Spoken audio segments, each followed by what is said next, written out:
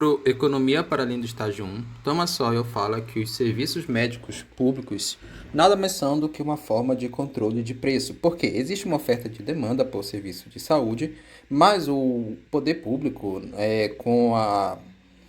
com o argumento de que se deve ter uma saúde universal, controla essa oferta e demanda para que, em tese, todos tenham acesso ao serviço de saúde. E o poder público subsidia, de certa forma, pagando médicos do serviço público e toda a infraestrutura para, em tese, oferecer para todo mundo.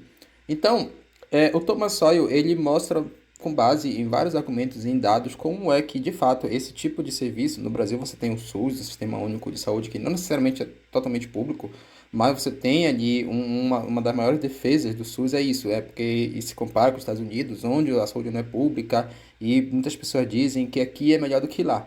Olha só que coisa, mas esse tipo de política de controle de preço, em geral, o Thomas Sowell considera como muito populista. Por quê? É muito fácil você argumentar, todo mundo tem que ter acesso à saúde, educação, saneamento, essas coisas, e, portanto, o poder público tem que oferecer. Essa solução parece ser uma solução mágica para as coisas, mas o Thomas Sowell fala que isso é justamente a tônica do livro dele, né? É o estágio um. E muitas vezes em economia não se pensa para além do estágio um. Então, quando você faz isso, isso cai num discurso populista, mas se omite os custos de produção. Então, num primeiro instante, você até consegue baratear, através de uma política de preços, os serviços especializados de saúde. Parece que está tudo bem. Mas, num segundo instante, acontece uma série de coisas que, por exemplo, incentivam a redução da oferta desses próprios serviços de saúde. O Thomas Sowell fala que esse tipo de controle de preço diminui a qualidade e a quantidade do serviço prestado. Por que que diminui a qualidade do serviço prestado? Quando você controla o preço, você não tem um incentivo à manutenção de qualquer ativo. O Thomas Sowell mostra, por exemplo, que lá nos Estados Unidos, as políticas de controle de preços de aluguéis tendem a fazer com que os proprietários de imóveis não façam reparo nos imóveis. Porque como a demanda, em tese, é para ser para todo mundo, por isso que o governo controla o preço, para que todo mundo tenha acesso ali à moradia de aluguel, a oferta não acompanha. Então, com a demanda maior do que a oferta, não é incentivo de alguém fazer uma manutenção de um imóvel para alugar. Por quê? Porque ele sabe que se a pessoa, o inquilino sair dali, rapidamente outro inquilino vai preencher, mesmo que o prédio não esteja bem. Então, acaba que os proprietários eles não têm incentivo, até porque eles estão ganhando abaixo do que eles deveriam ganhar se fosse oferta e demanda, então não vão ter recursos para fazer a própria manutenção. Quando você deixa a cargo do mercado, o proprietário tem interesse, porque a propriedade privada pensa além do estágio um, isso que é a tônica do Thomas Sowell. Então ele tem interesse em fazer a manutenção, porque ele sabe que a manutenção vai fazer com que ele não permaneça ou que no longo prazo ele consiga que esse ativo valorize. E ele mostra um outro exemplo de como essa política de preço é ruim. O exemplo extremo foi na União Soviética, com essa ideia de fazer a saúde básica universal.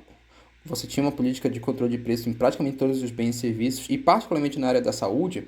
Para atender toda a demanda, foi feito todo um cálculo, né, de quanto deveria durar ali cada atendimento do médico para que todo mundo fosse atendido em tempo hábil. Isso chegou à conclusão que o médico deveria atender 8 pessoas por hora. Agora imagina como e isso foi assim de forma como era uma ditadura, todo médico era forçado a atender 8 pessoas por hora. Então, o atendimento médico tinha que durar 7,5 minutos. Se por um lado não se formavam essa grande espera que é comum ali nos hospitais públicos do Brasil, vocês podem ver nessa foto, né? As fotos, as imagens do Hospital Público do Brasil são até piores do que essa aqui que a inteligência artificial gera. Por outro lado, imagina você chegar no consultório médico e só ter menos de 8 minutos para ser atendido. Muitas vezes se gastava, como não tinha computador na época, 5 minutos só com papelada. Então, na prática, o médico, as pessoas voltavam para a fila para ser novamente atendido pelo médico. Tem vários relatos de que isso aconteceu na União Soviética. Então, você perde, quando você controla os preços, a qualidade do produto. É claro que isso não acontece de imediato, acontece com o tempo. Então, é mais o argumento de que essa política de controle de preço, ela não funciona. O que é que as pessoas falam? Ah, mas se não tiver o controle de preço, por exemplo, uma área essencial como a saúde, nem todo mundo vai ter Acesso. O que os dados mostram, em outro livro, Thomas Sowell mostra isso, num livro chamado Fatos e Falácias da Economia, é que, pelo contrário, quando você tem um incentivo ao mercado, né, com o mínimo de regulação possível, você consegue, no longo prazo, aumentar a eficiência operacional. Isso está também no livro do Princípio da Administração Científica do Taylor. E aí você consegue ofertar cada vez mais esses produtos e serviços, porque você tem um loop positivo na sociedade e na economia.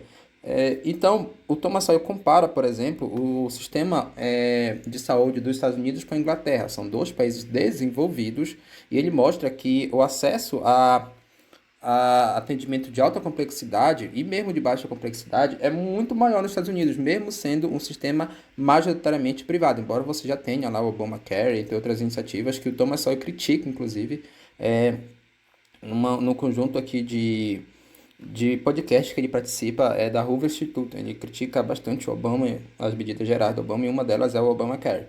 Então, ele mostra que nos Estados Unidos, apesar de ser privado, você tem maior acesso e melhor qualidade do serviço. Outra coisa que, já comparando aqui países em desenvolvimento, é na área da educação. Você pega o país aqui na América Latina, que você tem um sistema educacional majoritariamente privado, é o Chile. E é o país que tem os melhores resultados em termos de publicação científica, na educação básica, nas notas do ranking de PISA. Então, praticamente todos os indicadores educacionais do Chile são melhores em relação a outros países subdesenvolvidos da América Latina ou em desenvolvimento da América Latina, como o Brasil, mesmo a educação sendo privada.